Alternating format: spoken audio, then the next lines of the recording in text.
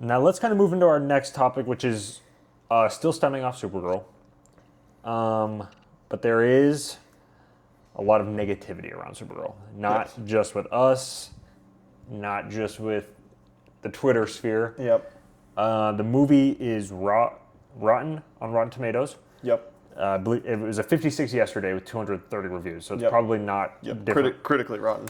Critically rotten. The audience score, people are kind of saying, it's mid-70s. It's actually not good. It's also going down. But a mid-70s for a action film, whatever, it's actually incredibly low. If you want to go look at other... Especially a big budget movie. Yeah, it has a cinema score. I don't like cinema score personally. Still a metric people talk about is B-. That's horrible. Yeah. I know people look at B-, they're like, B-. Yeah, that's not that bad. Yeah. Contextually with the things, it's not good. Yeah. Context is a big thing with these. If you don't believe what we're saying, go look at the comparisons. Go look at some things that got B's and B pluses. I believe X-Men Dark Phoenix also had a B-. So according to The people... Flash had a B. Yeah, according to people coming out of the theater, those are the comparable projects. Like Joker, I think it was above Joker 2 maybe? Joker 2 had a C+, I think. A C+, I think so, too. So that's kind of, it's a ballpark. So obviously not being perceived well. I think that kind of stems from it being, or part of it stems from it being just the second film of the DCU. Yeah. The fourth project, officially, but just the second film, 1 year after Superman. We have never liked that decision. No. For it to be the second film.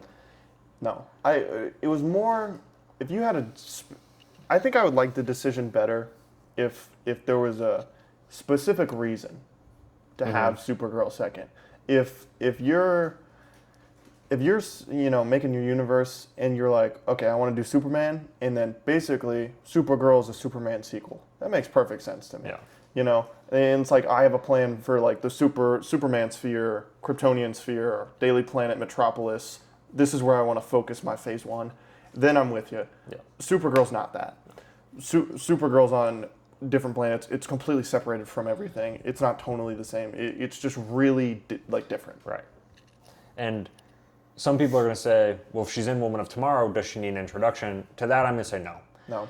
You can keep your crash landing at the end of Superman. Mm-hmm. You can do a lot of people have seen the Guardians of the Galaxy Holiday Special. Yep. You could do a 10-minute whatever special with David Corenswet and Millie Alcock if you would like. Yeah. But no, you can just have her be introduced in Man of Tomorrow. Mm-hmm. It's fine to do that. Yeah.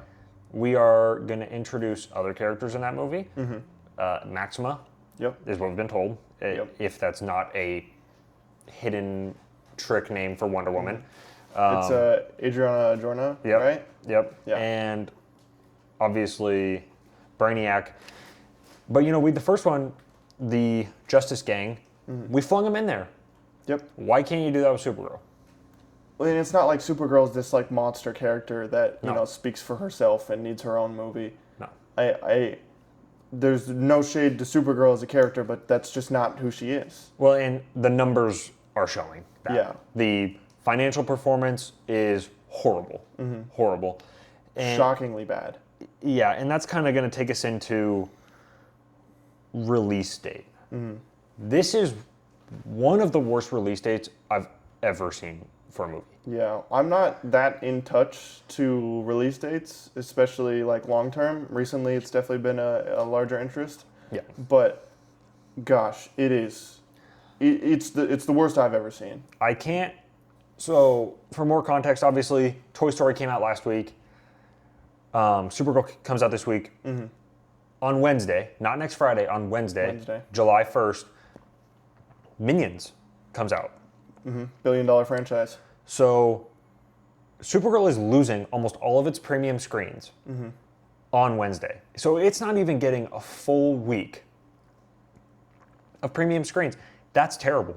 You do not make a $175 million movie plus whatever they spent on it on marketing. Sometimes it's the budget again. Mm-hmm. You do not spend that much money to get only 30 to 50 person theaters.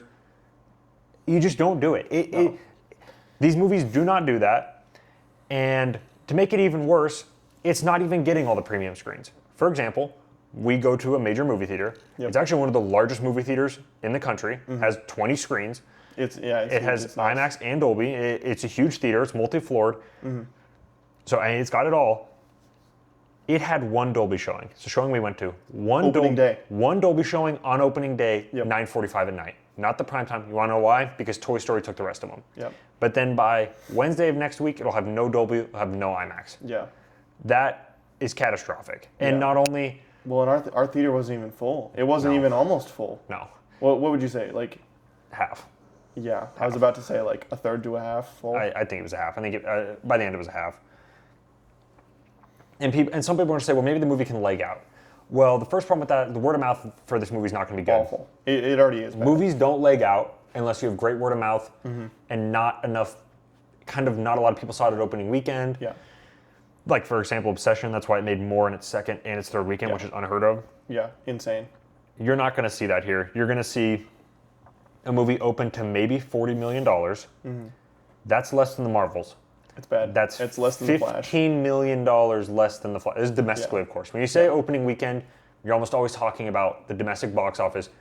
If you're talking about the worldwide opening weekend, you always specify worldwide opening weekend. Yeah. And you do that because movies don't all open at the same time in all places. Yeah. So you go off the domestic, then you can go off the worldwide, but it's less of an indicator. So when you just say opening weekend, it's domestic, just for clarification. I feel like lending legs to kind of comes back to the fact of, I mean, we talked about this the other day, but the Conjuring movie that overperformed last year around Halloween time, it overperformed because it came out in a lull and it didn't have to compete with anything. It had so long to just sit there and be like the movie to watch. Yeah.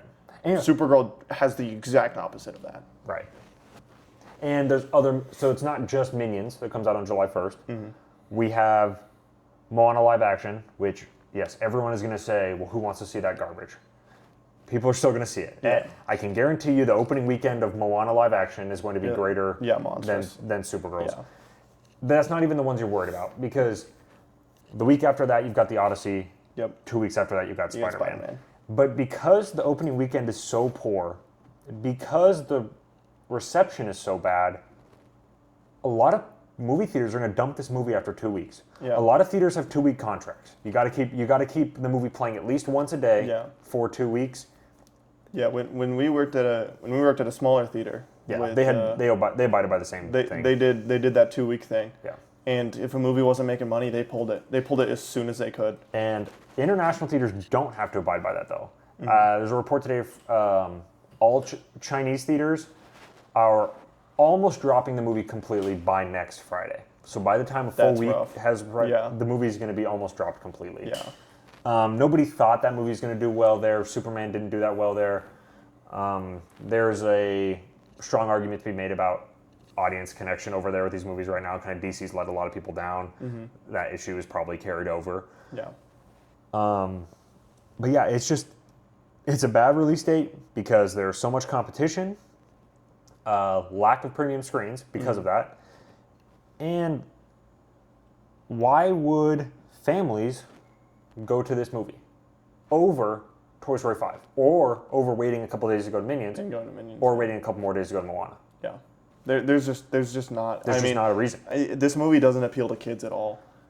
I don't think there's any kids. I don't think there's now, it was a 9:45 showing. However, we have kids in our 9:45 screenings all the time. Yeah. So, but ours was 9:45 screening. I think there was one kid sitting in front of us in the far. It was a young girl sitting in front of us on the left. I only remember her because she got up to do whatever she's doing, getting snacks, going to the bathroom, whatever. But like three times. There was a girl who was probably like 13. Okay. Next to me, she was there with her dad. Oh, right, yeah. But she was not like kid audience, like movie theater kid audience. No, that prime like 6. Definitely not to like to like 14. But you would say though, definitely not a lot of families. No, I did not view. Yeah, it was a lot of there was a lot of couples in there. I would say. Yeah, I think that is why this number is so low, and I think that's why the number's going to keep being low. Parents are just not going to take their kids to go see this movie. No. To where that was different with Superman last year. Now, Superman's total worldwide gross is going to be maybe 3 times what, or more, or 4, what Supergirl's was. But they really missed with that. Yeah. Obviously, Supergirl, based off of Woman of Tomorrow. Do you think that was a good idea and they should have just went for it more? Because obviously they cut some corners, cut some stuff out. Yeah. Or should they have just followed more of the formulaic stuff we've seen, made an easier movie, copied a different story? What are your thoughts? Where do you think they should have gone with that? I think Tom King does his best work when he does his own self-isolated story and he doesn't have to connect to anything. Those are his stories that are praised the most by people, and the ones that are criticized the most are definitely the ones, his ongoings, when he has to pick up a run. And I don't think the DCU itself should go for something like that. I think the reason that Marvel succeeded so enormously was getting people attached to these characters and seeing these characters interact with each other. That got people emotionally invested, and that got people seated and watched, every single Marvel movie, regardless of who it was about. And I think DC should obviously, do some different things than Marvel's done. But I think that at the end of the day, should be what they should be going for. So I don't think they should have leaned into it more, specifically for that reason.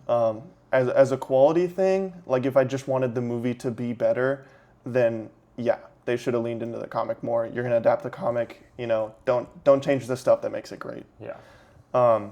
But honestly, I think the movie would have played better with audiences. I think it would have made more money. I think it would have made more sense. Kind of like how I was talking about earlier, if they just did a movie, this is like Superman 1.5.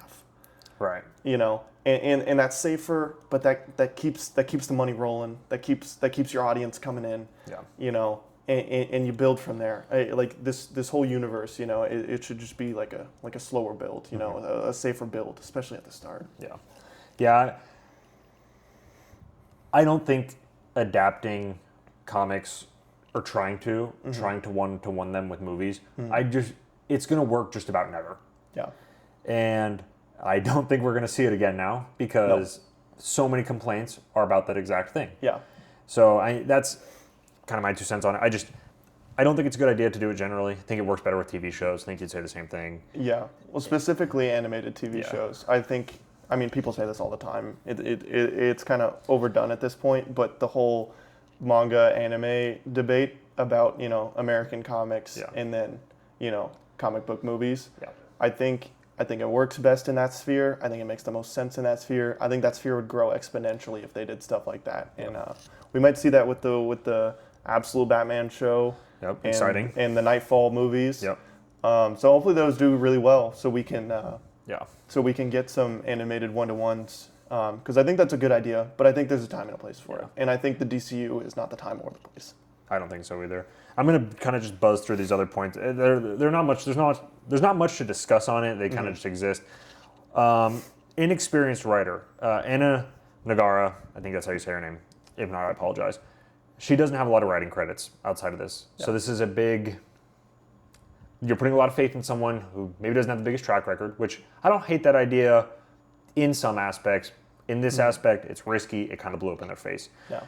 Now we're going to talk about Craig Gillespie, the director. Craig Gillespie is a good director.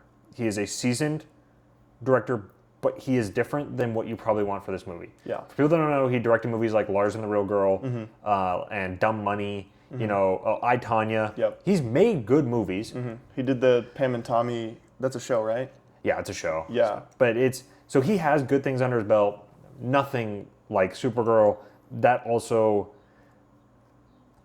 don't expect to see Craig Gillespie working on DCU projects ever again. No. And as much as that is a PR move, he didn't do a good job. No. They didn't. Neither of them did a good job. No. And it is what it is. There's not much else to harp on with that. And then kind of the last thing here, the marketing. Obviously, we had a poster drop last July right after Superman. Yep. It famously had 400,000 likes on Twitter. It was huge. People said, Yeah. this is the next big thing. It wasn't look up, it was look out. Yeah. Everyone's excited. People love the tagline. People love the source material. This is going to be better than Superman. So we had that, and at that point the movie was done filming. Yeah. Movie's done filming before. So was done filming, like I mentioned earlier, for a year. Yeah. Movie's done. And people are excited. People are excited. You got the audience amped up. You and I were skeptical, but we still thought the movie would be good. Yeah. So then we're going to fast forward to December 11th, 2025. Just about 5 months later. Yeah. They dropped that first trailer. That is one of the worst received big trailers I've seen in a long time. Yeah. It was... The biggest thing people harped on was the lack of popping visuals. Color, yeah.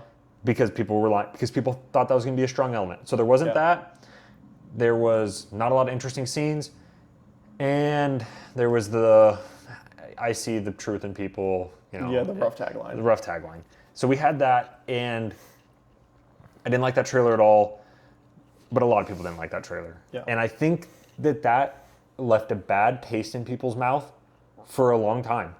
Because our next trailer was not till March 31st, 2026. Over 3 months, they sat on that first trailer.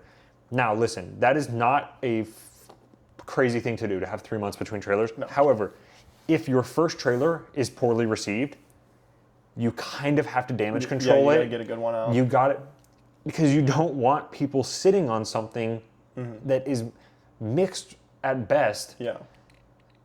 And mixed it, I say it best At for a best, reason. yeah. You do not want people sitting on that for 3.5 months. So that's when it, and then just the marketing in general, it wasn't prominent. I would say there was too many lapses. After that second trailer, again, kind of just nothing until there was the tickets on sale trailer. I think that was 3 weeks ago. Yeah. Which that itself, I don't think people realized it got delayed a week. Yeah, because of Spider-Man. No, Toy Story. Toy Story. Wasn't it Toy Story? I know it's Toy Story. Toy Story dropped that trailer, I believe, in their ticket sales, and Supergirl had to vacate. They had to leave. And I think Spider-Man delayed it like another day. I think Spider-Man and Supergirl had the same day, like, tickets drop now, and I'm pretty sure it delayed it. Spider-Man has taken a lot of thunder away from them, I think it's fair to say. But that's kind of our analysis of what happened with Supergirl, how we got here, what they were going for, what kind of happened.